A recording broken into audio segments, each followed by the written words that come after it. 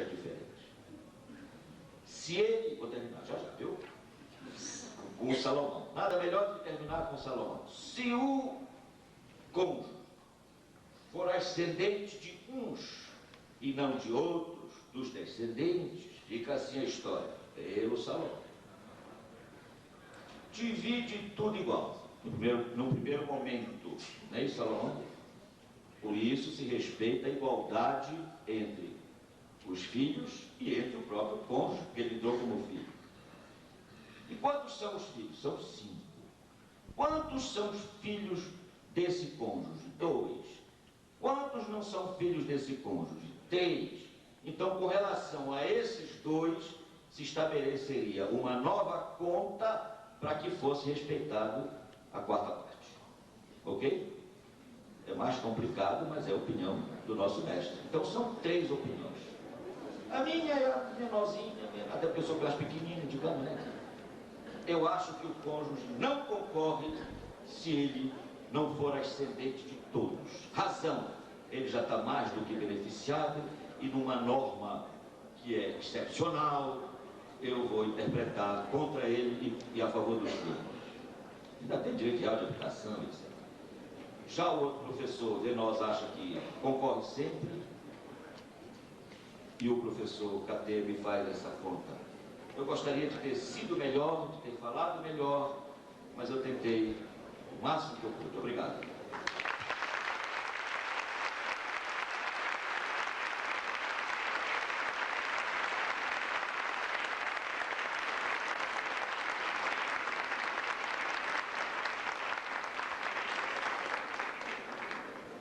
Agradecemos a palestra do Dr. Zeno Veloso, que estará à disposição para mais esclarecimentos ao final deste evento.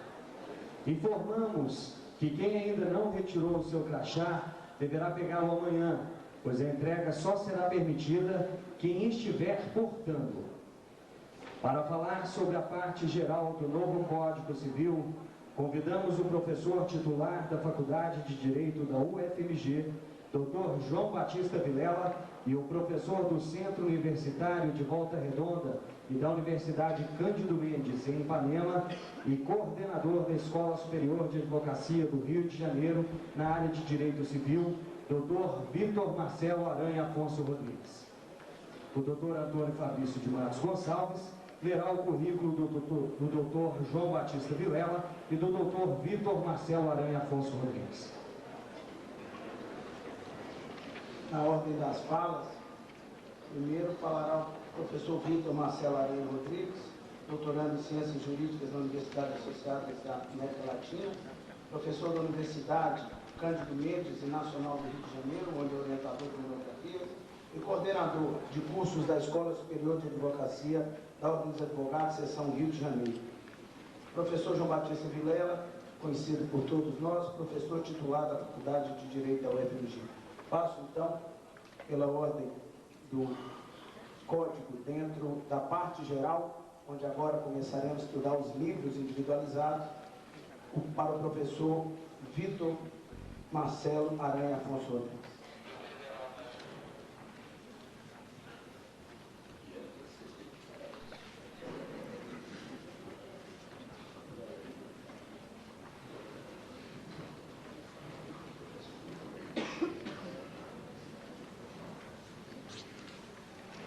Boa noite a todos.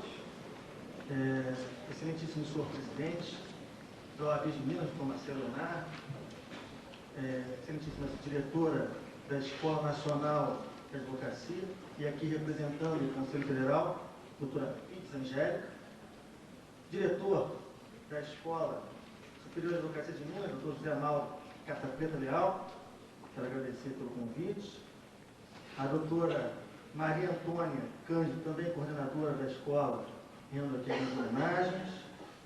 Ao doutor Antônio Fabrício, secretário-geral da escola, também agradeço pelo convite. E gostaria de parabenizar o doutor Zeno Veloso pela excelente palestra, que me deixa até numa situação complicada, falar depois do doutor Zeno. E já também numa situação meio constrangedora, porque depois de mim falará o professor João Batista Vilela, que em rendo as minhas homenagens pela cultura e honradez. Então, eu tenho quantos minutos? Só para 50 minutos? Ok? Tentarei até não usar esse tempo todo, para não cansar tanto. Bem, quando fui convidado para falar aos senhores, recebi um folder muito bem feito, muito bem elaborado, que dizia que após a palestra do Dr. Zeno, eu, Dr. Marcelo e o professor João Batista, falaríamos sobre a parte geral. De imediato tomei a liberdade de ligar o Dr. João Batista e com ele discutir como faríamos academicamente ou didaticamente a distribuição. Então, o professor João Batista falou: Vitor, vamos obedecer os livros da parte geral, das pessoas, dos bens e dos fatos. Coube a mim, por uma elegância do professor João Batista, falar sobre as pessoas e os bens. Mas antes de entrar especificamente nos comentários a esses artigos da parte geral, eu gostaria de fazer uma breve visão geral sobre o tema. O que acontece? O nosso código, e vou fazer o seguinte, quando eu falo nosso código 16, falaria assim, e ao código que entrará em vigor, o novo código, que aí facilita didaticamente os comentários. O nosso código 16, ele foi elaborado no século XIX, quando tínhamos aí uma febre de codificações. Todos falam do século XIX, mas é de 1916, mas na verdade Cláudio de Lastra apresentou o projeto, o anteprojeto, ao governo em 1896. Ou seja, nosso código, ele vem num momento histórico em que se discute a elaboração de diversas outras codificações.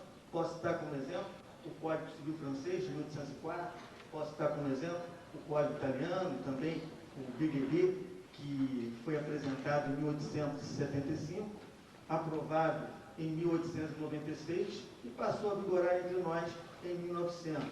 Então, a elaboração do nosso código se deu no momento em que se efervescia, que se discutia as codificações. É bem verdade que também por ordem de uma mudança em nosso país. Saímos da posição de colônia, vice-reino, tornamos independentes, e a primeira Constituição, a Constituição de 1824, a Constituição do Império, era clara e preceituava que fizéssemos rapidamente os códigos. Primeiro o criminal, quer dizer, não nessa ordem, mas o primeiro que foi feito, foi elaborado, foi o criminal, e era assim mesmo chamado, porque o mais importante era o crime que a pena, naquela época. Depois é que passamos para o Código Penal, mas o Código Criminal de 1830, depois o Código Comercial de 1850, e passamos a analisar o Código Civil. E sabemos que vários projetos foram elaborados. Teixeira de Freitas, tem um projeto mais conhecido, não teve a aceitação do seu texto pela classe dominante, e aí foi afastado do trabalho de elaborar o Código em 1875, 76, e o Código Civil que Teixeira pretendia implantar no Brasil não foi bom para o Brasil, mas foi adotado em outros países da América do Sul. E vejam, senhores, que na Alemanha, Teixeira de Freitas é estudado, o professor João Batista Vilela sabe disso, o professor Zé, é estudado como Sabini das Américas. Mas o projeto dele não se prestou político, por uma decisão meramente política para nós. E para aqueles que não gostam muito de estudar, até foi interessante, que seriam quase 5.000 artigos. Então, ele não foi aprovado. E o que se deu? O que se deu é que deixamos aí de elaborar o código naquela época, final do século XIX, final do Império no Brasil, para aguardarmos a proclamação da independência. E aí, tão somente, já em proclamação da independência, não, proclamação da República, e tão somente enquanto República é que nós tivemos o Código Civil lá apresentado. Em 1896 e foi aprovado em 1916, quer dizer, levou-se aí 20 anos já numa demonstração de que o nosso legislativo é lento, que ainda falta o judiciário. 20 anos para aprovação do código. Pois bem, o que acontece? O século XX já foi um século em que se colocou para a sociedade uma discussão interessante. Olha, estamos falando em decadência das codificações. O mundo evolui de forma tão dinâmica que é impossível um código alcançar as transformações, as modificações, os diversos ramos que vão surgindo. É melhor, então, alguns disseram, que abandonemos as codificações. Melhor seria, então, se elaborar leis especiais, leis extravagantes, para tratar dos temas. Eu, particularmente, não concordo com essa visão, até porque entendo que o Código Civil é um código que estabelece para nós um sistema de princípios, é o que eu poderia dizer, seguindo alguns doutrinadores, a lei fundamental do homem comum. Então, acho que a elaboração desse código, que vai efetivamente vigorar o ano que vem, enfim, não sabemos se o ano que vem o Código Penal de 1940 era para entrar em vigor em 41, depois foi prorrogado para 42, depois 43, aí as pessoas se esqueceram, só entrou em vigor, salvo engano meu, em 44 ou 45. Então não ficarei assustado se nós tivermos aí surpresas nesse sentido. Vamos aguardar mais, vamos esperar mais um pouco. Salvo engano meu, o próprio deputado Ricardo Fiuza já tem mais de 120 emendas a essa. 150 emendas a esse código que ainda não está vigorando. Então, vejam, senhores, como a coisa irá ainda ser discutida por um longo tempo. Eu fiz aqui um roteiro para as minhas exposições. Permitam-me que, de vez em quando, vire as páginas. Bem, esse Código Civil não é um novo código. Na verdade, é uma atualização do Código 16. E essa atualização, ela se deu de forma interessantíssima. Porque, senhores, filosoficamente, os códigos eram redigidos por uma única pessoa, para se manter uma unidade filosófica do código. Em 1969, quando se resolveu discutir a elaboração de um novo código, optou-se por uma comissão, tendo à frente o professor Miguel Reale. E tivemos, então, a nomeação de uma comissão de notáveis. Para vocês terem uma noção, o professor Moreira Alves ficou responsável pela parte geral, que considera uma obra-prima. O professor Arruda Alvim, pelo direito das obrigações. O professor Silmar Pontes, pelo direito das empresas. O professor Herbert Chamu, pelo direito das coisas. O professor Clóvis do Povo e Silva, pelo direito de família. E o professor Torquato Castro, pelo direito das sucessões. E vejam, senhores, que esse código não pode, em momento algum, ser acusado de regionalista. Porque escolhemos um paulista, um carioca, um gaúcho e um pernambucano. Então, esse código traz aí, vamos assim dizer, um pensamento nacional. E qual foi a participação do professor Miguel Reale? O professor Miguel Reale tinha como principal objetivo não ficar redigindo artigos para o código, mas supervisionar o trabalho desses notáveis para que o código mantivesse uma unidade filosófica. Ainda que elaborado por vários e vários autores, grandes nomes, o professor Miguel Reale, um filósofo, um jurista, talvez fosse o único capaz de efetivamente buscar aí essa unidade filosófica. Pois bem, levamos 27 anos para aprovar esse código. Isso não causa nenhum espanto. O Código Civil de 16 levou 20 anos. O Código Civil Português, de 1966, que passou a vigorar em 67, levou 22 anos para ser aprovado. E vale aqui um dado histórico. O professor Moreira Alves foi convidado para elaborar a parte geral do Código Civil, porque dava uma aula na USP, exatamente comentando a parte geral do Código Civil português. E aí o professor Miguel Reale assistia. E logo após convidou então o jovem Moreira Alves para redigir ali a parte geral. Mas veja, o Código Civil português, 22 anos. O BGB alemão, o BGB levou 25 anos para produzir efeitos. Poderia falar, claro, de codificações que foram aprovadas de forma rápida. O Código Civil francês de Napoleão, em 1804, o Código italiano de 1942, 42 de Mussolini, mas aí elaborados num regime fechado, totalitário, e Napoleão teve que participar de várias e várias discussões para que o Código Civil francês saísse em 1804. Então, não é de espantar essa demora. Essa demora aconteceu em alguns países e nós já temos uma tradição de demora, vide o Código dos Defeitos. Mas alguns dizem assim, essa demora foi terrível. O Código, hoje, está desatualizado. O Código ficou defasado. O Código não fala, por exemplo, sobre clone, sobre fertilização in vitro, não fala, não fala sobre fecundação in vitro, não fala sobre clone, mas, em verdade, se nós pararmos para pensar, um Código Civil, ele tem que conter um alicerce ético para a sociedade.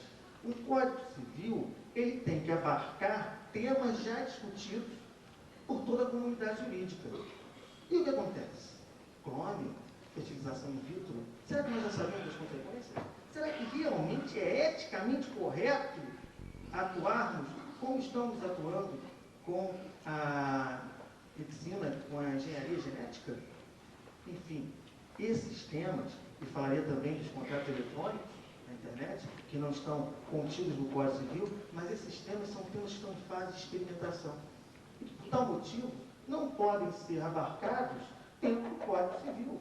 Obviamente não. Devemos deixá-los para serem comentados por leis especiais de fácil modificação, para que facilmente, numa mudança acerca do entendimento sobre um instituto, para que facilmente possamos revogar aquela lei e elaborarmos outra. Então eu não vejo aí uma defasagem do Código por essa demora. Pelo contrário, eu acho que essa demora serviu para oxigenar o nosso Código. Veja que quando o Código foi apresentado, o projeto foi apresentado em 1975, nós não tínhamos sequer a lei de divórcio no nosso país. E hoje, o Código Civil, graças a essa demora, vamos assim dizer, já trata da união estável. É bem verdade que a Constituição trouxe, no artigo 226, ou aproximadamente ali, 226, comentários sobre a união estável. Um simples fenômeno de constitucionalização do direito civil, dada a demora de aprovação desse projeto no Congresso. Então, o Código Civil ele tem alguns temas que já foram pensados pela Constituição Federal. Vide direito de propriedade, vide uso capião, vide união estável, vide a questão de filiação. Então, alguns temas foram tirados do direito privado e colocados no direito público num processo de constitucionalização do direito civil. Mas eu acho que essa demora, ela foi, vamos assim dizer, benéfica por um ponto, e nós, se não comentamos ainda sobre o ponto, porque o ponto existe, e eu não estou falando, claro, do Léo, da novela, eu quero me referir, é que já se discute cientificamente, já se fala até que alguns cientistas conseguiram atingir essa posição de criador, deixando de lado a figura de criatura. Brincar de Deus é meio complicado, mas enfim, o clone existe, a fecundação in vitro está aí, e temos que regulá-la, mas regulá-la por lei especial. Vocês me desculpem se em algum momento eu estou a enrolar aí, mas é porque eu acabei de chegar à adolescência e tive que colocar um aparelho ortodôntico. Então, às vezes, isso me atrapalha um pouco. Vamos lá. Parte geral do Código Civil. Está com alguém para aqui trazer uma água, por favor? Só para não ficar... Depois a menina atrás. Parte geral do Código Civil. Nem todos os códigos, isso é importante ressaltar, tem lá sua parte geral. Alguns códigos já ingressam nos comentários sem trazer uma parte introdutória. Nós não seguimos a linha do direito francês. Nesse particular, nós... Vice-presidente aqui, então...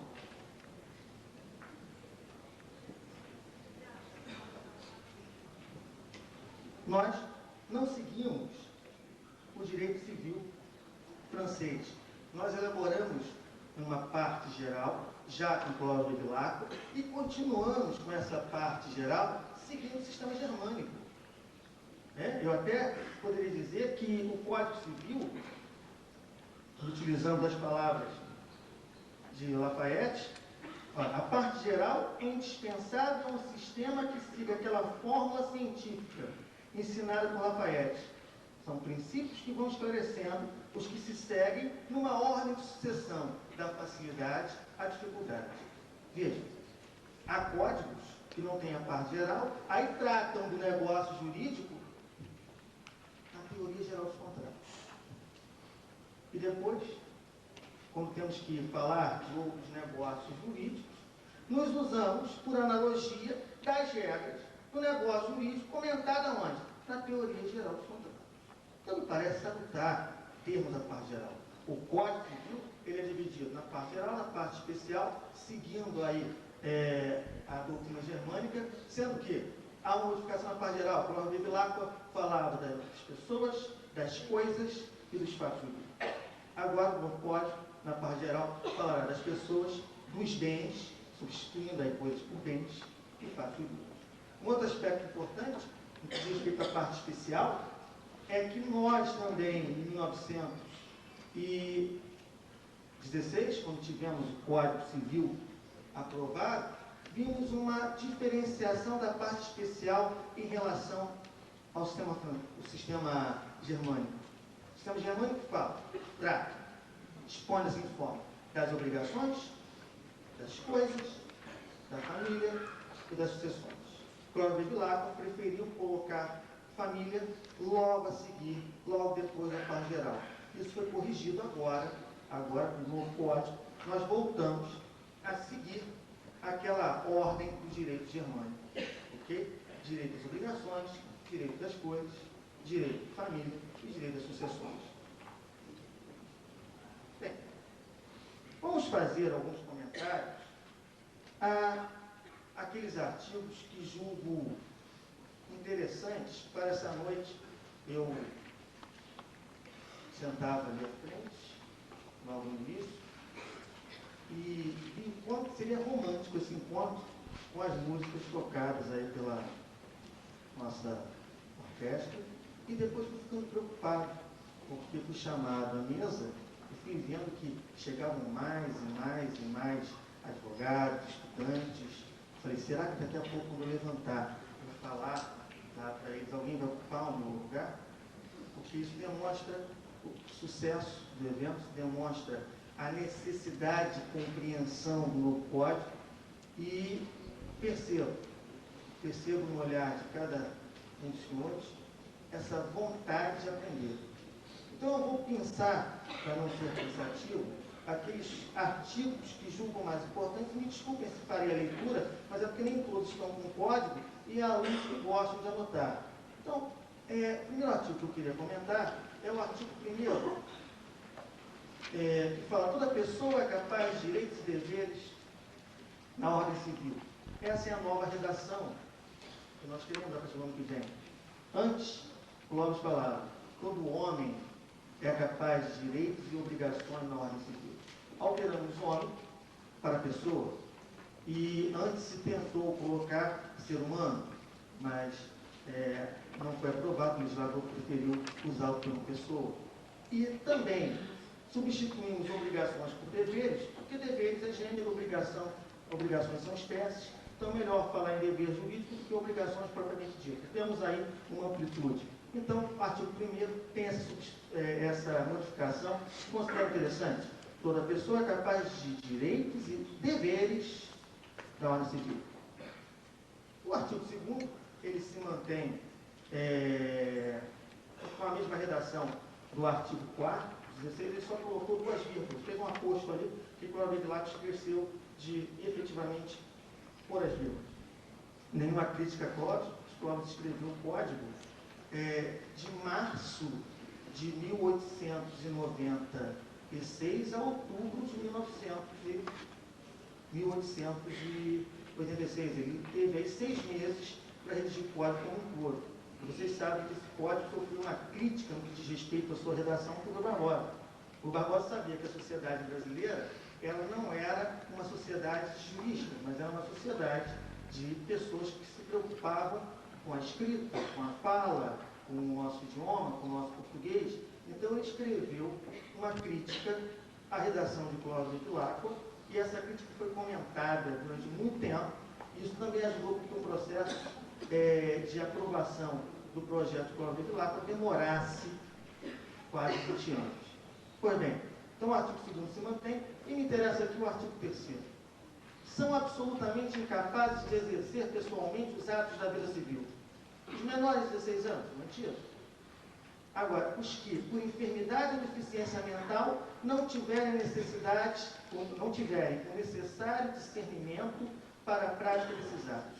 Aqui, nós substituímos os loucos de todo gênero para os que, por enfermidade ou deficiência mental, não tiverem o necessário discernimento para a prática desses atos. Aí me lembro do fantástico daquele ator Gerson Brenner, que foi aí acometido de um assalto, reagiu e ficou muito tempo sem poder ter esse discernimento para a prática dos atos, e aí um novo código ele se enquadraria aqui. O inciso 3º fala também de uma inovação. O artigo 3º, inciso 3º. São absolutamente incapazes de exercer pessoalmente os atos da vida civil os que, mesmo por causa transitória, não puderem exprimir sua vontade. Imagine alguém que tem uma paralisia total e que não possa efetivamente se manifestar, ainda que transitoriamente. Pelo novo código, será considerado absolutamente incapaz. Substituímos aqui a redação anterior que falava de surdos e mudos que não puderem exprimir a sua vontade. E abandonamos do rol da incapacidade os ausentes, até porque o incapaz não é ausente. Né? Na verdade, onde ele se encontrar presente, ele é capaz. Então, corrigimos uma falha aí no que diz respeito à ausência. Onde eu me encontro ausente, ele é capaz. Então, foi muito bom ter tirado o legislador o ausente desse dispositivo legal. Mas, claro, o ausente está na parte geral, sendo comentado a ausência, vamos assim dizer, com a abertura de sessão provisória, sessão definitiva, entre os artigos 22 e 39. Aqui há uma inovação, porque tratávamos no Código de Clóvis Epiláquo dessa matéria na parte especial, e agora trouxemos para a parte geral as regras sobre a ausência.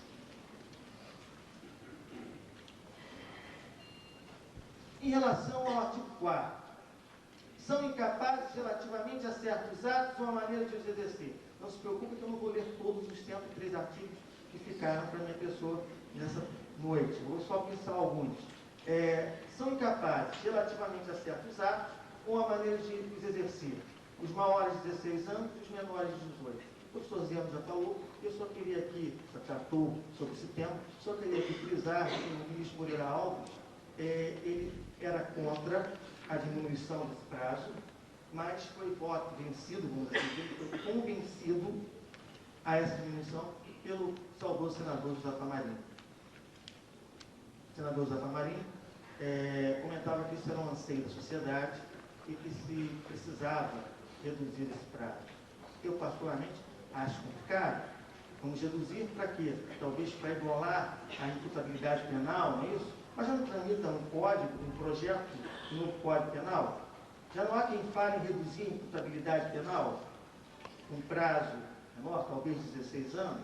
Será que a solução é sairmos reduzindo o prazo para se alcançar a maioridade ou para se alcançar a imputabilidade? Parece que não.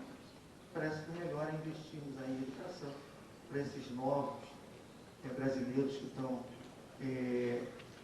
vivendo em nossa sociedade e que, em breve, no momento adequado, alcançarão a plenitude da capacidade civil de direito. Nós inovamos no artigo 4º, porque não há correspondente na legislação anterior, nos incisos 2º e 3º, que aqui colocamos os ébrios habituais, os viciados em tóxico e os que, por deficiência mental, têm discernimento reduzido. Excelente. Inciso 3º, os excepcionais, sem desenvolvimento mental completo. No inciso 4º, mantivemos os pródigos e retiramos daqui os silvícolas.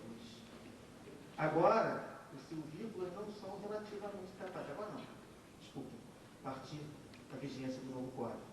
Há um parágrafo único que diz que a capacidade dos índios será regulada por lei especial. Interessantíssimo. O artigo 5º, ele só reafirma uma ideia para nós. A menoridade cessa aos 18 anos completos. Óbvio. Já que diminuímos para esse patamar. Quando a pessoa fica habilitada à prática de todos os atos da vida civil. E o parágrafo único do artigo 5º fala para nós, traça aspectos sobre a emancipação. O inciso 1º fala da emancipação expressa, que é aquela otorgada pelos pais, e se um dos pais não concordar com o suprimento judicial, ao filho que já tiver 16 anos completos. Quero fazer aqui uma crítica ao novo Código. A redação antiga, a redação anterior, que está vigorando ainda, diz o seguinte: por concessão do pai, ou se for morto da mãe, e por sentença do juiz, ouvido o tutor, se o menor tiver 18 anos cumpridos.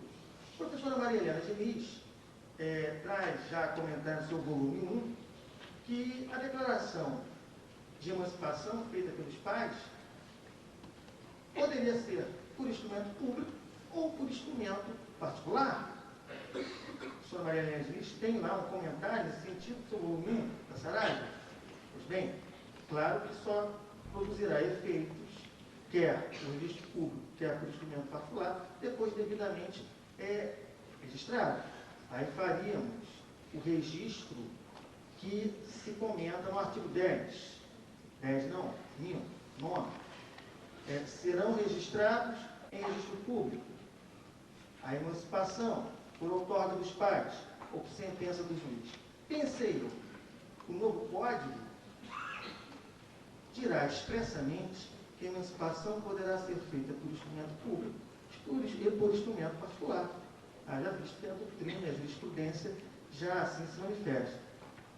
Infelizmente, a redação que nós temos é a seguinte: pela concessão dos pais ou de um deles, na falta do outro, mediante instrumento público, independentemente de homologação judicial, ou por sentença do juiz, ou ouvido do tutor, se o menor tiver 16 anos completos. Aqui acho que poderia o legislador ter dito, mediante instrumento público ou particular. Vamos esperar a jurisprudência para efetivamente tratar do tema e indicar para nós, advogados, que será possível, por instrumento particular, com esse novo diploma, realizar a maioridade por emancipação. O artigo 7º também inova. Por quê? Diz: pode ser declarada a morte prevenida sem a decretação da ausência. E aí comenta: se for extremamente provável a morte de quem estava em perigo de vida. Aí eu fiquei imaginando a seguinte situação. Um iate, no litoral brasileiro, manda, né, dentro dos nossos limites marítimos, manda uma mensagem dizendo que está à deriva, que está afundando, que precisa rapidamente de socorro. Quando a guarda costeira, a capitania dos portos, chega ao local, aí o iate já afundou, e o que nós temos são tubarões no local e sangue para todo lado. Ora, perfeito o artigo 7º. Poderá ser declarada a morte presumida sem a decretação da ausência. E há ainda uma outra hipótese, que é o inciso segundo.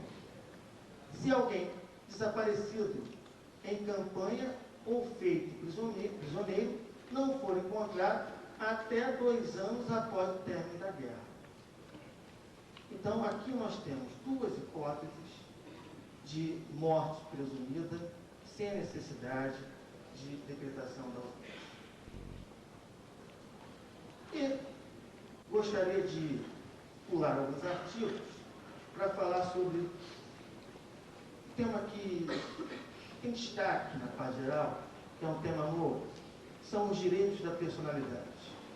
São, na verdade, 10 artigos, do 11 até o 21, e eu aqui quero fazer alguns comentários, mas digo que fiquei pensando se eu deveria realizar um comentário sobre a visão filosófica do direito da personalidade, ou então se eu deveria fazer comentários de todo o retrospecto histórico do direito, falar sobre a primeira, segunda, terceira e quarta geração, ou gerações do direito da personalidade. E aí, gastaria os 40 minutos da minha palestra, depois dos 10 finais, falarei sobre alguns artigos, e acho que não é o mais interessante. Poderia falar mal do Código Civil francês, que não trata dos direitos da personalidade, mas nós estamos ávidos em saber quais são as regras que, possivelmente, a partir do ano que vem, serão aí utilizadas nos tribunais, por nós, advogados, por nós, futuros advogados ainda estudantes. Então, preferi fazer comentários aos artigos da legislação. Já de plano, dizendo o seguinte: a comissão que elaborou o código, mais especificamente o professor Moreira Alves, aproveitou quase que integralmente o projeto elaborado em 1965 pelo saudoso professor Orlando Gomes. Só não é de sua lavra, em termos, o artigo 21, que foi colocado, inserido ali pela comissão em 1976. Vamos aí fazer alguns comentários. Vou ler o artigo 11. Com exceção dos direitos previstos em lei, os direitos da personalidade são intransmissíveis e irrenunciáveis, não podendo seu exercício sofrer limitação voluntária. Aqui eu já tenho 2 características expressas na lei: intransmissível o direito da personalidade, irrenunciável o direito da personalidade, mas poderia elencar outros. Aqueles que gostam de votar, a doutrina também elenca para nós que os direitos da personalidade são considerados direitos inatos, são considerados direitos absolutos, são considerados direitos relativamente irrenunciáveis. Vamos comentar caso a caso. Por que se diz que os direitos da personalidade são inatos? Porque eles não necessitam de manifestação. Eles surgem com o próprio nascimento. O direito à vida, o direito à liberdade, independe de vontade da pessoa. Surge com o próprio nascimento e termina, obviamente, com a morte. Mas aí, em relação à morte, quero fazer alguns comentários. O parágrafo único do artigo 12 traz uma inovação importantíssima. Diz assim o artigo 12. Pode-se exigir que cesse a ameaça ou a lesão a direito da personalidade e reclamar perdas e danos sem prejuízo de outras sanções previstas em lei. Abre o parágrafo 1. Em se tratando de morto, terá legitimação para requerer a medida prevista nesse artigo o cônjuge sobrevivente ou qualquer parente em linha reta ou colateral até o 4º grau. Aqui nós estamos dando direito, alguns dizem que é o morto, outros dizem que é a família, para mover ações pleiteando indenizações e tomando as providências cabíveis para que o morto não tenha sua honra, por exemplo, manchada, para que se respeite os direitos autorais do autor morto. Então há uma inovação, que falava do direito da personalidade inicia com a vida, o nascimento com vida, e termina com a morte. Agora, nós temos aqui, no parágrafo único do artigo 12, proteção para a pós-morte. Ok? Estou aqui falando de forma rápida, porque estou contando o nosso tempo. Uma outra característica dos direitos da personalidade é que eles são vitalícios. Já até falei, isso surge com a vida, termina com a morte, mas há aí essa previsão, já tinha falado. Terceira característica, são absolutos. Absolutos que são oponíveis erga omnes, diferentes dos direitos relativos. Oponíveis a determinada pessoa ou a pessoa determinada. O comprador só pode exigir o pagamento, aliás, o vendedor só pode exigir o pagamento do comprador. Ali está determinado, uma relação que envolve um direito relativo, direito obrigacional. Ou ainda, pode ser determinado promessa de recompensa, pago R$1.000 a quem me trouxer ação e salvo o meu pitbull. Aqui eu tenho um exemplo de que é determinável a minha obrigação da pessoa que me trouxer o meu adorável cão de estimação. Então, vejam aí que nós não estamos falando de direito relativo, o direito da personalidade e o direito absoluto. Uma outra situação interessante, que agora sim faremos algumas divagações, diz respeito à relativa disponibilidade do direito da personalidade. Imagina o seguinte, um psicopata qualquer pede a uma pessoa que lhe tire a vida. E aquela pessoa atendendo, puxa uma arma e atira. 121, homicídio. Não tem jeito? Um mesmo psicopata fala assim, não guardo meu braço, será que você pode cortá-lo? E você com o machado vai lá e corta. E aí nós estamos diante de uma outra tipificação legal, que é a lesão corporal, artigo 129. Por quê? Porque os direitos da personalidade são indisponíveis, mas há uma certa relatividade. Tem um lugar que todos os senhores já foram. E esse lugar traz um exemplo para nós fantástico. O circo. Quem aqui não se lembra daquela mulher de braços abertos, numa roda de madeira, girando, né, com um biquinho de lantejoula cafona, se expondo a um atirador de facas? Ali ela não está permitindo, de certa forma, colocando em risco